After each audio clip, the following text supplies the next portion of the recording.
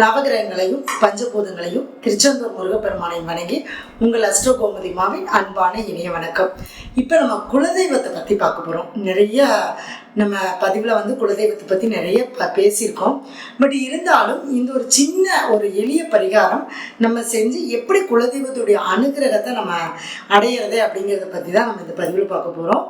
நம்ம என்ன பண்ண போகிறோம் அப்படின்னு கேட்டிங்கன்னா, அதாவது திரைகடல் ஓடியும் திரவியும் தேடுன்னு அப்படின்னு சொல்லியிருந்தாங்க.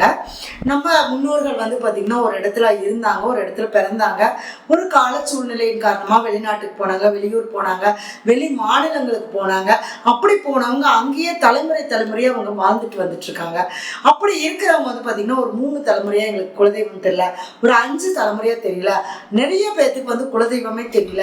இருந்தாலும் குலதெய்வம் நாங்கள் வழிபாடு பண்ணுறோம், இருந்தாலும் எங்களுக்கு அந்த குலதெய்வத்தினுடைய அனுகிரகம் கிடைக்கல அப்படின்னு இருக்கிறவங்களாம் நம்ம செய்யக்கூடிய விஷயம் என்ன அப்படின்னு பார்த்தீங்கன்னா, எனக்கு குலதெய்வமே தெரியல, நான் எந்த தெய்வத்தை கும்பிட்றது?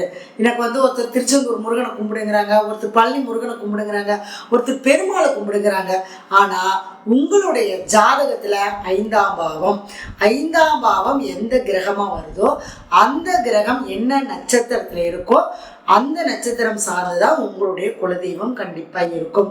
சரி, நாங்கள் அது எப்படிங்க கண்டுபிடிக்கிறது அப்படின்னா, ஜாதகத்தை பார்த்து 5ஆம் பாவத்தை பார்த்தும் பிரசன்னம் மூலமாகவும் நம்மளுடைய குலதெய்வத்தை கண்டிப்பாக நம்ம கண்டுபிடிக்கலாம். இல்லை, நான் எல்லாமே பார்த்துட்டேங்க, என்னால் கண்டே பிடிக்க முடியல அப்படின்னு இருக்கிறவங்க என்ன பண்ணுங்கன்னா, அந்த பிரசன்னம் பார்த்துட்டு நம்ம அந்த குலதெய்வம் நம்ம கண்டுபிடிச்சாலுமே கூட அந்த தெய்வம் தானா நம்ம எப்படி கண்டுபிடிக்கிறது அப்படிங்கிற ஒரு விஷயம் எல்லாமே இருக்கு இல்லையா?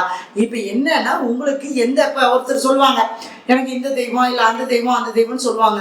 உங்களுக்கு எந்தெந்த தெய்வங்கள் மனசுக்கு ஒரு இதாகுதோ அந்த தெய்வங்களுடைய பேரெல்லாம் அதாவது ஒவ்வொரு சீட்டில் ஒவ்வொரு தெய்வத்தோடைய பேர் எழுதி வச்சுக்கோங்க. அப்படி இல்லை, நாங்கள் ஊர் விட்டு ஊர், நாடு விட்டு நாடு வந்துட்டோம் அப்படின்னா, நீங்கள் இருக்கக்கூடிய இடத்துல உங்கள் மனசுக்கு எந்த சாமியெல்லாம் பிடிக்குதோ அந்த சாமியோடைய பேர், ஒருத்தருக்கு திருச்செந்தூர் பிடிக்கும், ஒருத்தர் பழனி பிடிக்கும், ஒருத்தர் பெருமாள் பிடிக்கும், அப்படி உங்களோட மனசுக்கு எந்த தெய்வத்துடைய பேரெல்லாம் பிடிக்குதோ அந்த பேரெல்லாம் ஒவ்வொரு சீட்லேயும் ஒவ்வொரு பேர் தான் எழுதணும். தனித்தனியாக எழுதி மடித்து வச்சுருங்க. சரிங்களா?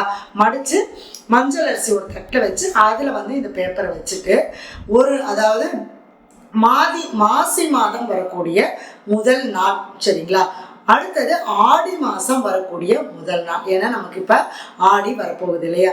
அப்போ ஆடி, மாசி மாதம், அடுத்ததா பார்த்தீங்கன்னா வைகாசி மாதம். இந்த 3 மாதத்தில் வரக்கூடிய முதல் நாள்ல இருந்து 1ஆம் தேதியிலேருந்து 7 நாளும் நீங்கள் ரொம்ப சுத்தமாக, அதாவது நான்வெஜ் சாப்பிடாம, பெரிய காரியத்துக்கு போகாமல், தீட்டு இல்லாமல், உங்களுடைய அதாவது என்னுடைய குலதெய்வம் நான் தெரிஞ்சுக்கணும் அப்படின்னு எண்ணம் உள்ளவங்க நீங்கள் இந்த பரிகாரத்தை செய்யுங்க. அதாவது அந்த மாசி மாதம், ஆடி மாதம், வைகாசி மாதம் வரக்கூடிய முதல் நாள்லேருந்து நீங்கள் ஃபஸ்ட்டு முதல் நாளே வீடு வாசல்லாம் சுத்தம் பண்ணி விட்டுட்டு அந்த அன்னைக்கு குளிச்சுட்டு வீட்டில் இழுப்பெண்ணெய் வாங்கி சிகப்பு திரி போட்டு 2 மண் விளக்கு வைங்க. சரிங்களா? அந்த எந்தெந்த சாமி அப்படின்னு சொல்லி எழுதி வச்சுருக்கீங்க இல்லையா, அந்த தட்டுக்கிட்டேயே இந்த மண் விளக்கு வச்சு விளக்கேற்றி வச்சு காலையில் ஒரு முறை, சாயந்தரம் ஒரு முறை விளக்கேற்றி வச்சு சாமி கும்பிட்டுக்கிட்டே வாங்க. சரிங்களா? சாமி கும்பிட்டு 7 நாள் முடிஞ்சிடும் இல்லையா?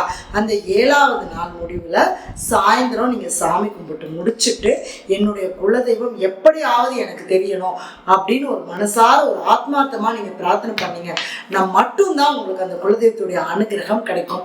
ஒரு 3 வயசுக்குள்ள உள்ள குழந்தை, அதாவது ஒரு பெண் குழந்தைய நீங்கள் கூப்பிட்டு அந்த சீட்டு எழுதி வச்சிருக்கீங்க இல்லையா, எல்லாம் மடிச்சு வச்சுப்பீங்க இல்லையா, அந்த சீட்டை இப்படி குலுக்கி போட்டு அதில் ஒரு சீட்டை எடுக்க சொல்லுங்க.